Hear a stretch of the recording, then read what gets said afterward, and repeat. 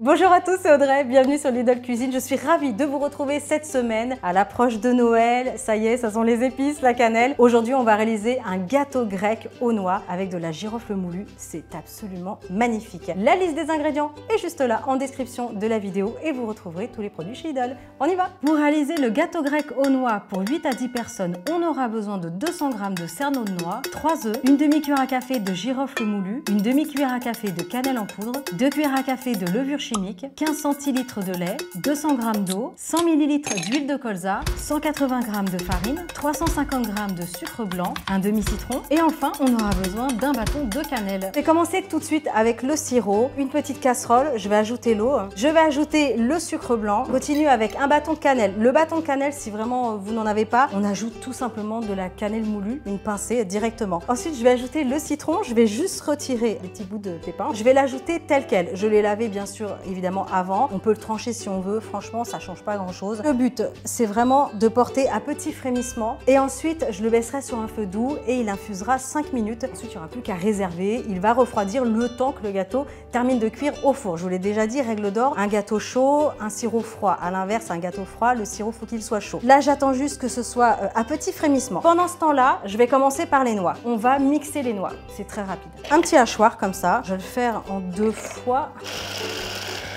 Le but, c'est vraiment de mixer les noix, et pas non plus que ce soit ultra fin. Et attention de ne pas surchauffer l'appareil parce qu'après, ça peut commencer à faire une pâte. C'est pas ce qu'on veut. Je vais les ajouter dans le saladier. Je vais terminer de mixer les autres. On va rajouter ça avant. Hop.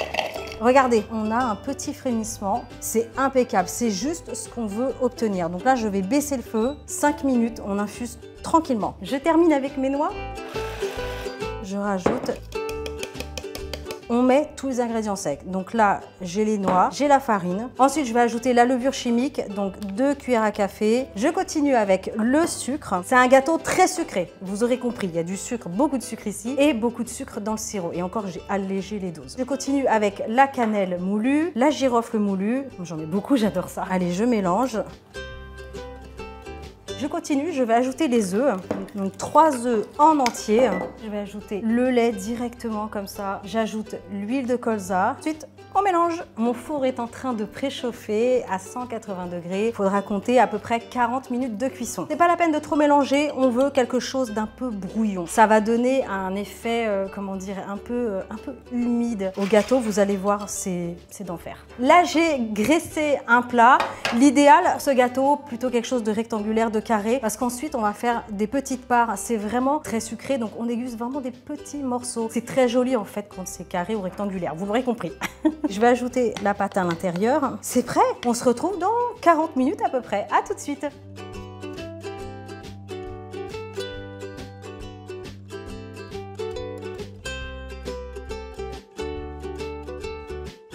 Ça y est, ça sort du four, donc là, il est bien doré. J'ai vérifié la cuisson, c'est bon. La lame ressort sèche, c'est impeccable. À cette étape-là, je vais piquer le dessus du gâteau parce que la préparation n'est pas tout à fait finie. Soit avec une fourchette, soit avec un petit cure-dent. Ça va aider en fait le sirop à bien imbiber le gâteau. Je vais retirer le bâton de cannelle, le citron. Je vais ajouter le sirop au fur et à mesure sur le dessus. Il faut vraiment bien imbiber, il faut verser tout le sirop, mais au fur et à mesure. L'idéal, c'est d'attendre vraiment une petite heure qu'il refroidisse et surtout que le sirop ait le temps de bien redescendre dans le gâteau. On est bon, j'ai versé tout le sirop. Là, je vais le mettre de côté et on se revoit dans 1 heure.